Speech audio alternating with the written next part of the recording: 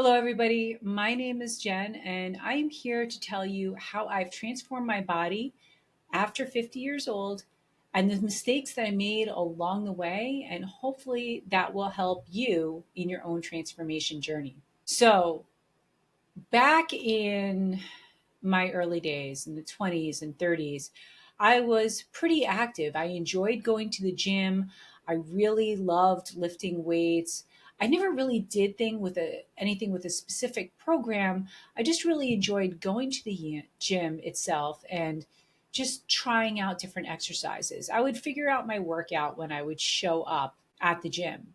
So this is a 5-year transformation, but for I would say the beginning part of it, like the first year or two, it was very unstructured, and I would highly recommend not doing it that way. So, how did we get started? Well, I was in my mid 40s and I found myself with the opportunity to get back into the gym. And I really enjoyed going to the gym.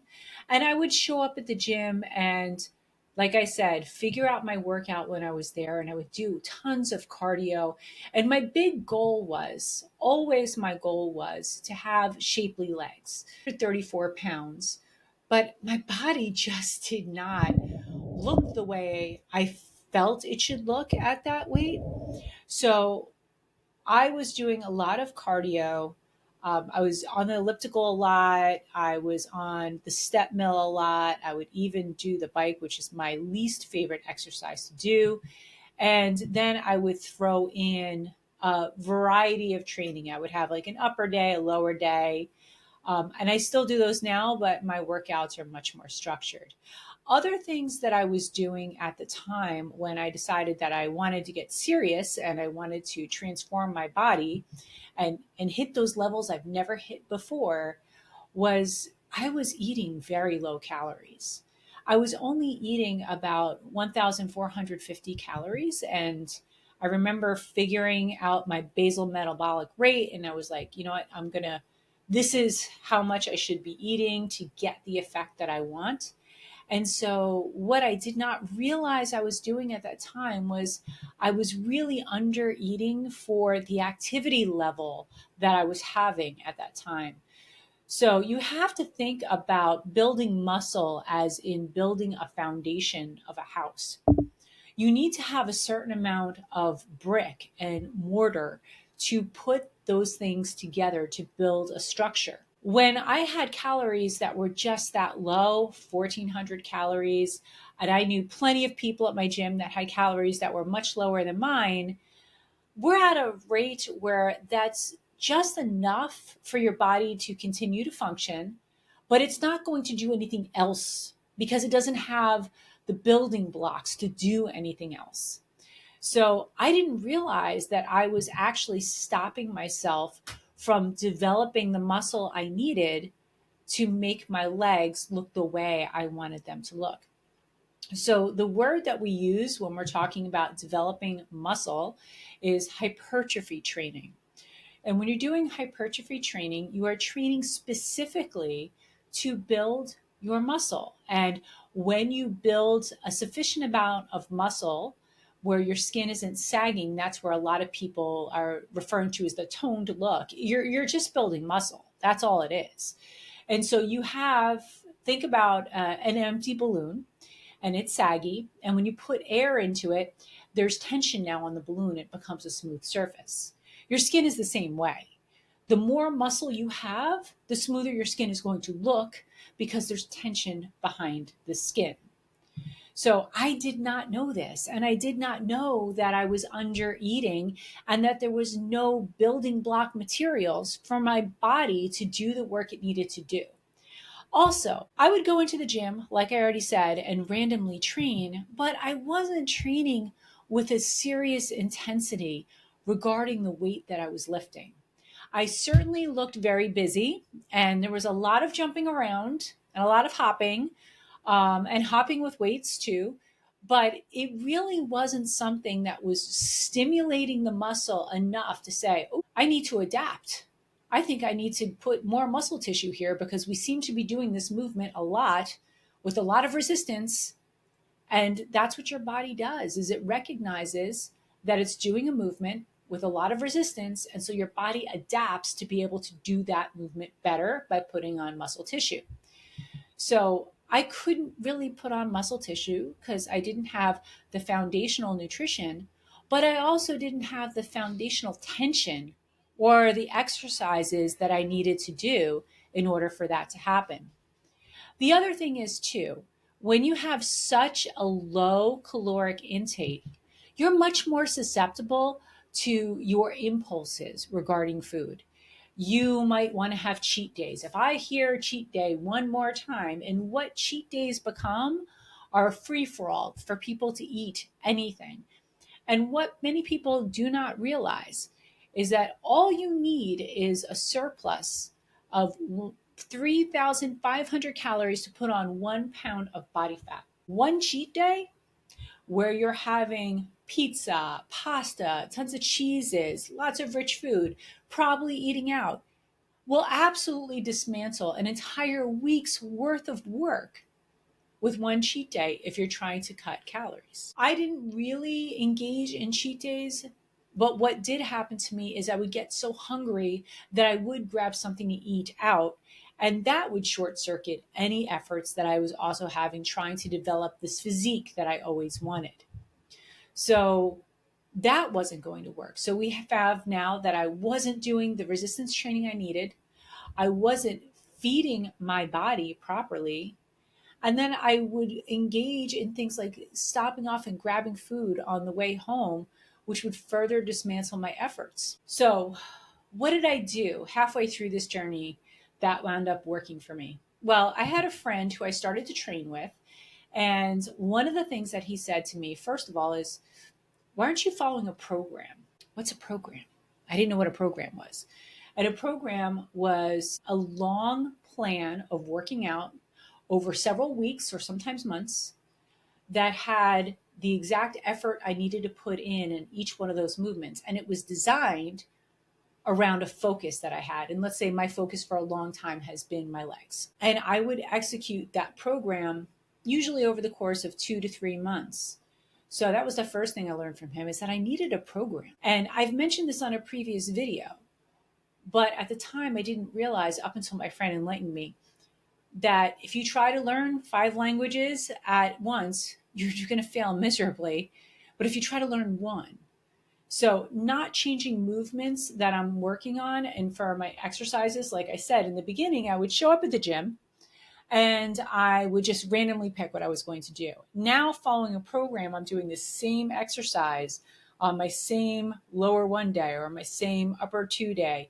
Those are the same exercises I'm going to continue to do and increase my weight and my intensity. That was following a program. And that was the first time I actually began to see some types of physical change.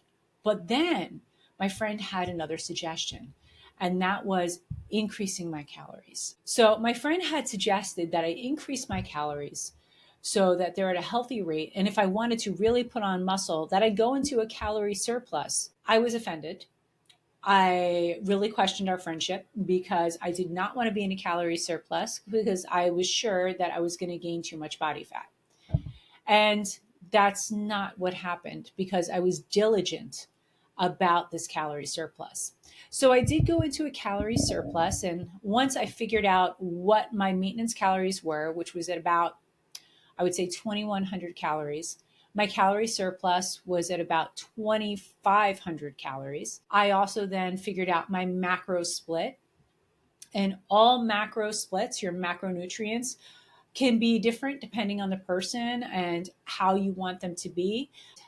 A general rule of thumb is that you have a 30, 30, 40. 40% of your calories are protein, 30% are carbs, and 30% are fats. I actually prefer to have larger carbs, larger protein, and smaller fats for myself, but that's just a general guide. And so I drastically increased what my carbohydrate intake was and my protein, and I began to see results. And you know what? I did certainly lose some of the definition in my arms and my body, as far as like looking like I had definition in my arms. That definitely smoothed out because I was in a calorie surplus. But I could see my overall structure of my body was just getting so much better looking. And I was really filling out in like the right places. So my calories got up to as high as 2,700 to 3,000 calories on some of my training days. And if you would have told me back then that I would be eating 3,000 calories a day and looking good, I would not have believed you. And this was all while doing little to no cardio and almost all strength training. Because cardio, when you throw it in there just for random cardio, you can actually short circuit the work that you're doing with your muscles. So I really wanted all those calories to be going to my muscles so I could build that tension under my skin and start looking even better. So progressively overloading the weight from the program and the extra calories ensures that my body has the stimulation and has the nutrients to make my muscles bigger. And that's what I wanted to do. The other thing is, too, the switch in mindset. So I went from watching, I used to watch these 20 something influencers in my 40s. I'd be watching these 20-year-olds who their sole job was social media, had no children, were entrepreneurs and worked their own schedule, which I highly respected, but just did not have the life structure that I could relate to, and certainly not the bodies that I could relate to. I mean, they could, never mind, their bodies looked phenomenal, but they weren't going through the kind of change that my body was going through. I had had two children. I was in my late 40s and things started to change. My metabolism was slowing down. I'm getting belly fat from nowhere. And I realized I needed to find a group of people or people to look up to that is going to make me feel like this is attainable and I could do this. I needed inspiration. And along with that, you need to change your belief system and start believing that you could do it. There's so many inspiring women out there who are older, who are leading very strong, independent lives and are out there training. Ernestine, if you look her up on YouTube, she is in her 80s and she's a bodybuilder and she looks phenomenal. You would never guess that she's in her 80s. I began to look up to women like that because I needed to see not what I used to be. I wanted to see what my future could be. And that's where we have to shift our mindset. Stop looking back at, oh, I always had flat abs, or, oh, I always had, tighter legs. Those days are gone. This is the body that we have right now. What can you do with this body right now? Those are the people that you need to focus on. I also really began to saturate myself with inspirational books that helped me with my habits so I could start changing my belief system and also start working on the fact that I needed to fall in love with the process, not the outcome. If I'm just focused on getting fit for a particular party, which is what I used to do, and hey, it was motivation, as soon as that party's over, I'm just going to go back to my old ways. I needed to do better. I needed to find a focus that is going to persevere all the ups and downs, and just so I can continue to keep moving forward. So I began to focus on the process and not the results. I started to try and dig deep inside and how this would make me feel. So that way I'd find my own internal inspiration. Even on the days that I didn't want to train, even on the days when I felt like crap, I would still find a way to get there because when I would get that done first thing in the morning, the rest of the day was gravy. So the way I changed my mindset was very specific and it's worked really well for me. I started doing this thing called the miracle morning, and it's just a routine. But for me, my day starts off with prayer. I do a little meditation, I do a little visualization, I do some affirmations that are goal oriented to what I'm working on. And then I'll read a little self improvement, whatever I'm working on. I have reread Atomic Habits. Now I'm in my third time through because it's just so good. I can continue to learn from it. And then I'll journal a little bit on what I've read and where I'm at this point in life and what are some of the things that I need to be thinking about for the week. I've been doing that process now 300 days. I hit my 300th day where I've been doing this since January.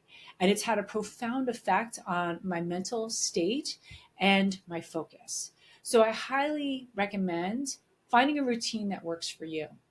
Also, for me, I learned I have to put myself first or I'm going to always come last.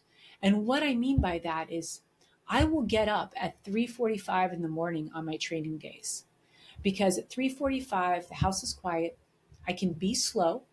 I can take my time, have my coffee. I can do the morning routine that I just told you about, get myself ready. And honestly, it does take me a while to get moving in the morning. I like to take my time.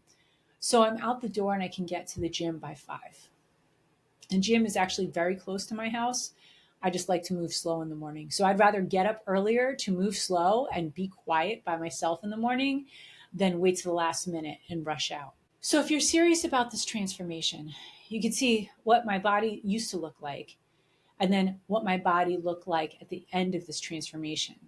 My legs came in. I began to have muscle definition. It's fabulous. And right now, I'm actually at another phase where I'm building again, and I've been in a calorie surplus for 2 years. But I'm able to handle that now. I'm still training really, really hard. And I know that this next transformation, once I start to cut the excess body fat that I have on me right now, is going to be fantastic because I've put in the work and I've done the process. I am lifting heavy and regularly, and I have a program and I follow my macros. The dream that you might be having in your mind about what you want your body to look like is possible. You just need to put in the work and you need to just think about how is your mind helping you with that or how is it working against you? So remember, those days are past. Our 20s and 30s, that body is gone. Or if you're part of my older group of people, if you're looking back at your 40s, 50s, and 60s and looking ahead to where you're at now, 60s, 70s, 80s, accept where you're at. You can still build muscle. You can still lean out, but you have to do it in a way that is going to support those efforts. And that also includes reframing the way you think about yourself, the way you think about exercise. And the last thing I want to talk about is stress. Stress is so significant. And the things that I needed to do to start eradicating stress in my life is my morning routine, having an evening routine. I actually let my lights get dark in the evening, just dim. It helps bring me down. If you have a really stressful day at work or something is just like bothering you, go out for coffee with a friend, go for a walk, get in some physical activity. Find your inspiration. Find the people that are ahead of you in this journey that you can look forward to. So look for the people who are fit in its age group that might be older than yours so you have that inspiration moving forward. Anyway, I hope my transformation story was something that resonated with you. If you found this helpful, please give me a like and a subscribe, and I'll see you in the next video. Thank you so much.